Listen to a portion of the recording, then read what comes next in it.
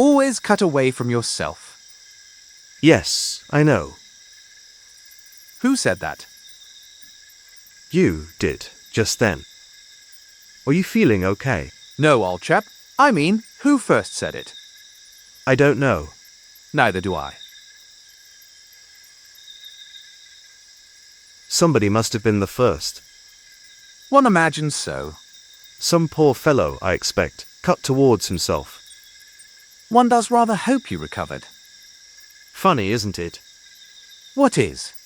We both know it, yet neither of us has the faintest idea where it came from. Indeed. Curious thing. One never thinks about such things. One simply knows them. Take the monster in the dark. When we were children, we were told never to wander beyond the firelight after sunset. Quite right, too. At the time, one imagines the monster to be rather larger than it truly is. One generally does.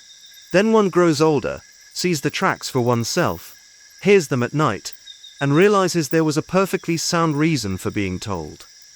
Children rarely concern themselves with sound reasoning. No. They concern themselves rather more with not being eaten. I suppose they do.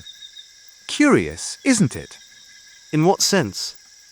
The story need only last until the child is old enough to understand the reason for it. Then, in due course, he tells it to his own children. So the stories are not really for the children at all. No, they're for the people who haven't been born yet.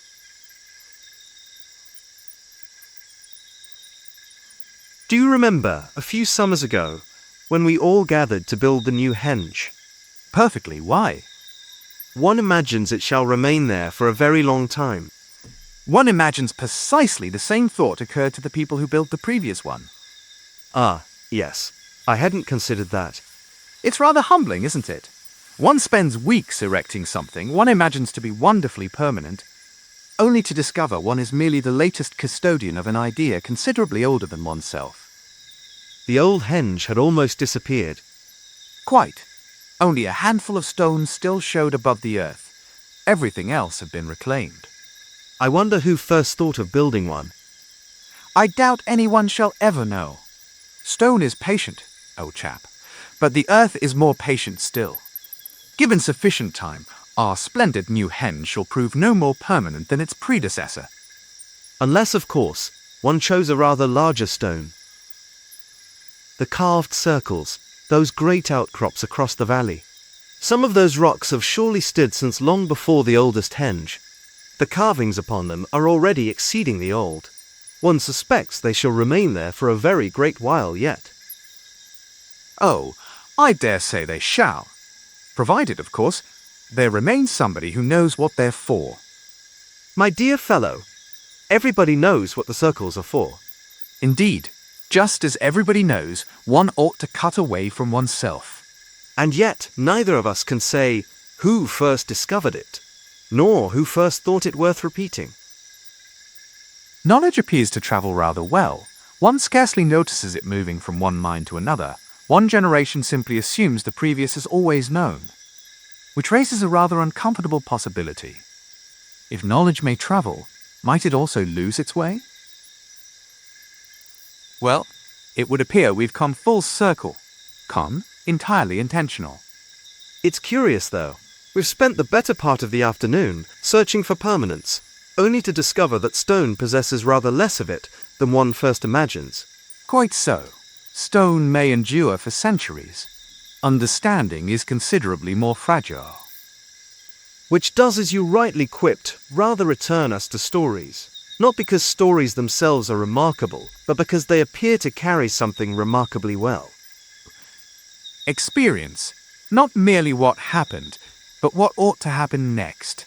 Nobody tells a child to cut away from himself because they possess an unusual enthusiasm for knife safety. Nor do they invent monsters simply for the pleasure of alarming the young. Those are simply the means by which the lesson travels. Beneath them lies the accumulated experience of countless people the child shall never meet. Which is an extraordinary thing when one stops to consider it. A child enters the world knowing almost nothing, yet he is immediately surrounded by conclusions reached by other minds. conclusions he has not earned and would scarcely have time to earn for himself.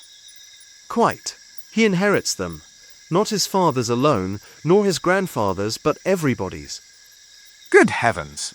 I do believe that's exactly what happens. Then each generation begins not at the beginning, but somewhere beyond it. It starts its own journey from ground already won. It need not rediscover every truth, only contribute something of its own, before handing the whole affair onwards. An exceedingly efficient arrangement. One cannot help but admire it. One spends one's youth imagining oneself to be making one's own way through the world, when, in truth, one has been walking upon the accumulated footsteps of others all along. Quite. We spend our lives imagining we are building the world, when more often than not, we are merely adding another stone.